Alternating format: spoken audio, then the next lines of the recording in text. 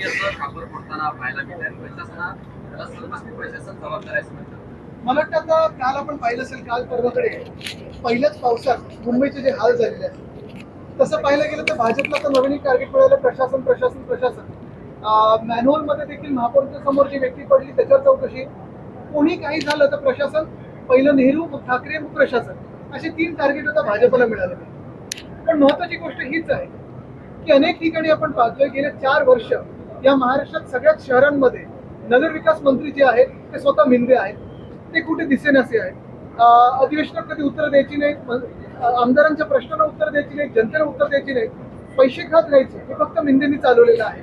आणि आता गेले 1 वर्ष आपण पाहतो, गेल्या 5 महिने 6 महिन्यांमध्ये भाजपची सत्ता आल्यानंतर अनेक महानगरपालिकेमध्ये जी महानगरपालिकेची किंवा शहरांचे हाल झालेले ते आपण डोळ्यासमोर पाहतोय.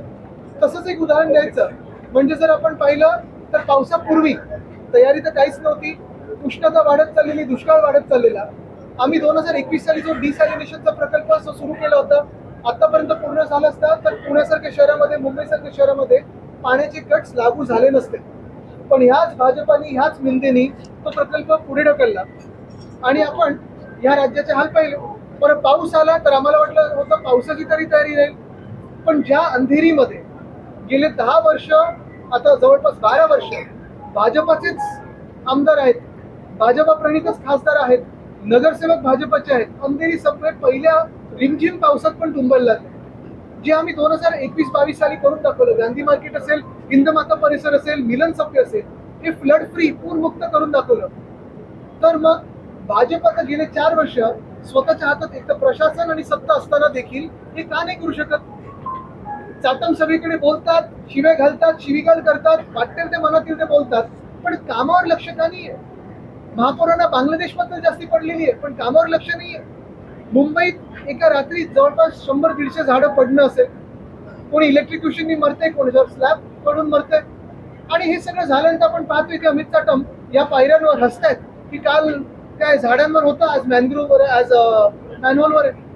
पण हे निर्लज्जपणा, ही लूट, हा भ्रष्टाचार कुठेही आहे ना. प्रशासन चालवता नाहीत, ना शहरांचं प्रशासन चालवता येतं, ना देश चालवता येत, ना एक मंदिराचं प्रशासन चालवता येतं तर फक्त लुटता येतं.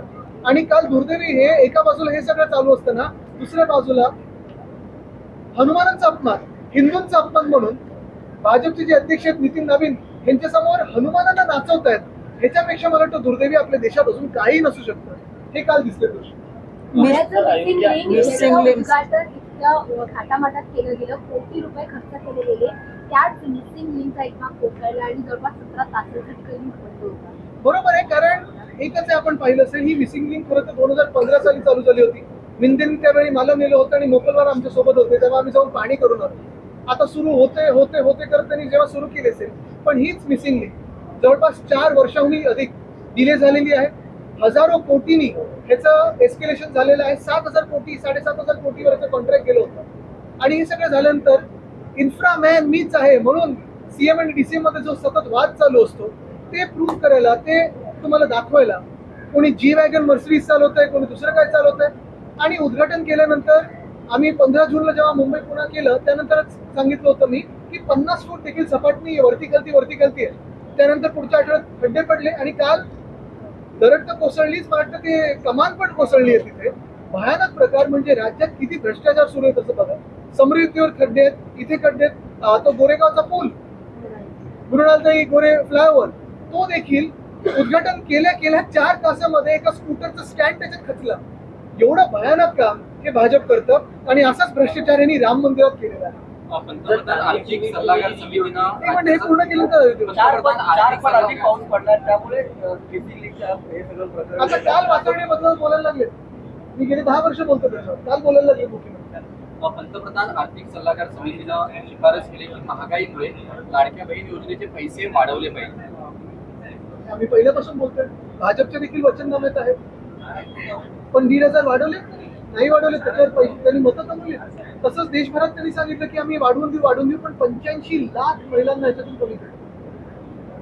आणि आज पंतप्रधान कुठे? मिसिंग लिंकवरती काल सीएम मिसिंग लिंकवरती सीएम म्हणाले की हे पावसामुळे झालं, पण पावसाची ही आमच्या पुलाची टेस्ट आहे असं म्हणून काल त्यांनी उत्तराला बगल दिलेली आहे. मी या देशातल्या सर्व इंजिनियरना विचारत आहे, आतापर्यंत जे रस्ते होते ते रस्ते एकदा बनले, टेस्ट झालं, सेफ्टी चेक झालं की उद्घाटन व्हायचं आणि ते चांगले चालायचे.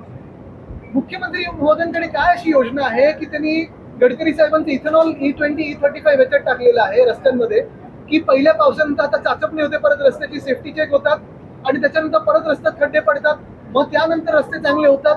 हे नवीन काहीतरी त्यांनी आणलेलं आहे. मला वाटतं एक विद्यापीठ आपण काढावं, इथेनॉल युनिव्हर्सिटी ऑफ इंडिया, आणि त्याच्यात फडणवीस आणि गडकरी साहेब आपल्याला नॅशनल हायवे असतील, स्टेट हायवे असतील, गल्लीत रस्ते असतील ते दाखवू शकतात आणि त्याच्यात मिंदे हे ऑनररी प्रोफेसर म्हणून येऊ शकतात. सर, म्हाडाचं अजून एक प्रकरण नवीन समोर येतं. 49 करोडचा घोटाळा हा म्हाडामध्ये पाहायला मिळतो आणि राजस्वामध्ये हे सगळं हडकंप मचलेलं आहे. पण वंदना सूर्यवंशी यांचं ट्रान्सफर करून सुद्धा ते अजूनपर्यंत वनमंत्री खात्यामध्ये गेलेलं नाही आहे. पण या मागचं कारण काय?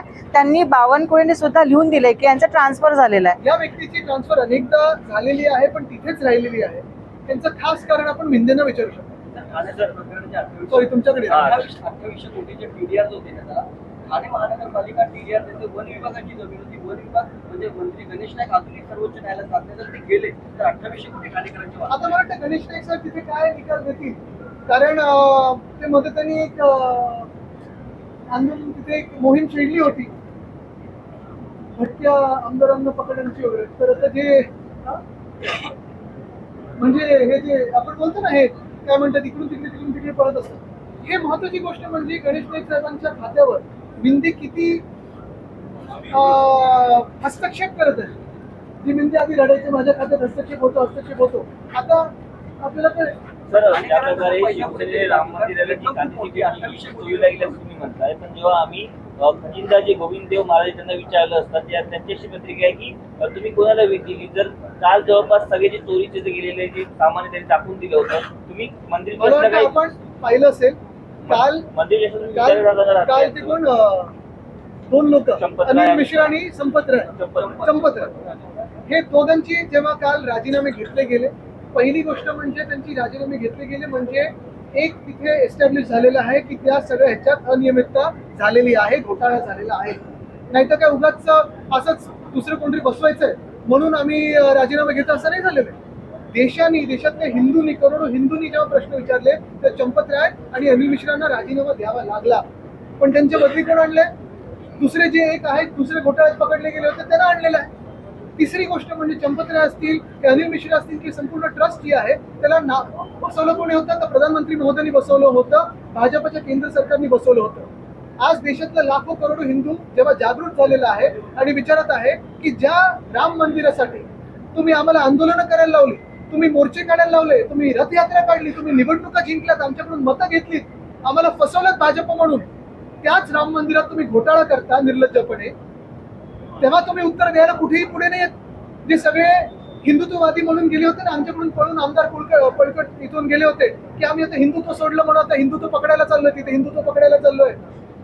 आता त्या आमदारांना मी 40 गद्दारांना विचारत आहे, त्या सगळ्या खासदारांना विचारत आहे, आमच्यातून जे आता 6 खासदार गेले त्यांना विचारत आहे की आहे का तुमच्यामध्ये हिंमत या येत्या सदनाच्या सत्रामध्ये विचारायला की आमच्या हिंदुत्वासाठी जे आम्ही सोडून आलो, इथे सगळं गद्दारी करून आलो, उद्धव ठाकरेंच्या पाठीत खंजीर खूप असला, त्याच आता गद्दारांना मी विचारत आहे. विचारा भाजपला प्रश्न राम मंदिरावरनं, विचारा प्रश्न उज्जैनचे जे घोटाळे झाले त्याच्यावरनं. उज्जैनच्या घोटाळ्यामध्ये मुख्यमंत्री स्वतःच राम आलेले, तरी हिंमत नाही यांच्यामध्ये प्रश्न विचारायची.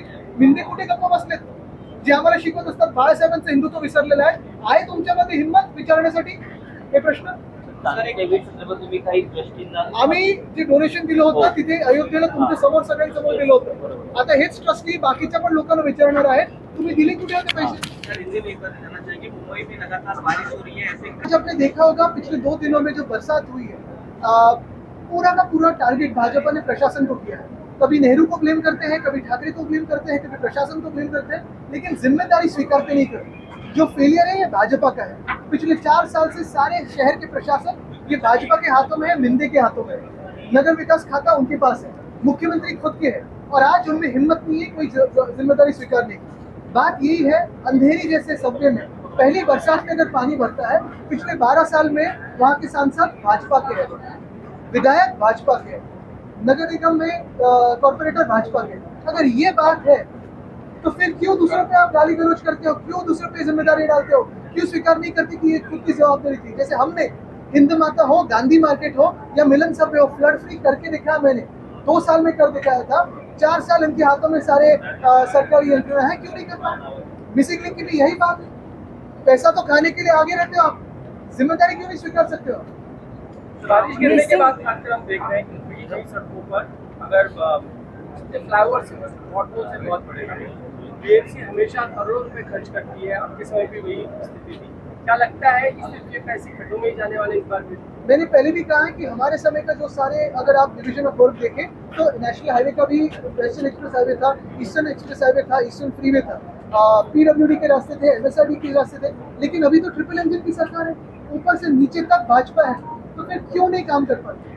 पैसे खानों में व्यस्त है। अगर वो पैसा खाना है भाजपा का तो मंदिर में भी खाती है, ऑटोल में भी खाती है और हर जगह खाती है। राम मंदिर को लेकर सर क्या कहना सवाल ये है कि मैं सिर्फ यही पूछना चाहता हूँ कि आज देश में जो सारे हिंदू जागरूक हुए हैं, आज सवाल भाजपा से पूछ रहे हैं कि राम मंदिर की दान पेटी से पैसा आपने जो खाया है, इस्तीफा तो आपने कर लिया चंपत राय का और अनिल मिश्रा का, लेकिन सिर्फ इससे चलेगा नहीं।